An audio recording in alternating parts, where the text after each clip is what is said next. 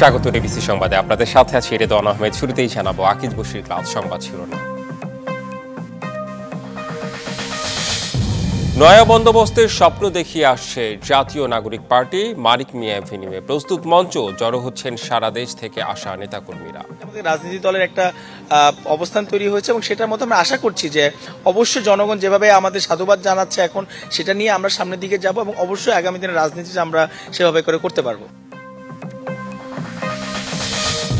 আওয়ামী লীগ জাতীয় পার্টি ছাড়া অন্য রাজনৈতিক দলকে আমন্ত্রণ। দলের আত্মপ্রকাশ অনুষ্ঠানে আরও দাওয়াত পেলেন 51 দেশের রাষ্ট্রদূত, কূটনীতিক।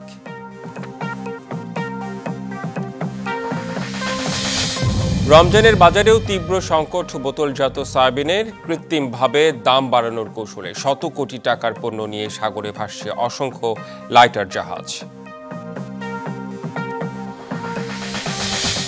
রাজধানীর বাতাসে বিষ, ফুসফুস সংক্রমণ, হৃদরোগ, হাঁপানি, অ্যাজমার মতো রোগে আক্রান্ত হচ্ছে মানুষ। দূষণে দেশে প্রতি বছর ঝরছে লাখের বেশি প্রাণ।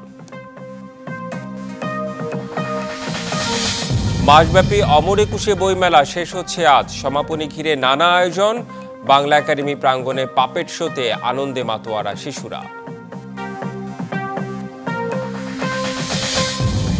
এবং জেলেনস্কিকে চাপে রেখে দুষ্প্রাপ্য খনিজ সম্পদের অধিকার লুফে নিতে যাচ্ছেন ট্রাম্প। আজ হোয়াইট হাউসে দুই নেতার বৈঠকে এ নিয়ে হবে চুক্তিস্বর।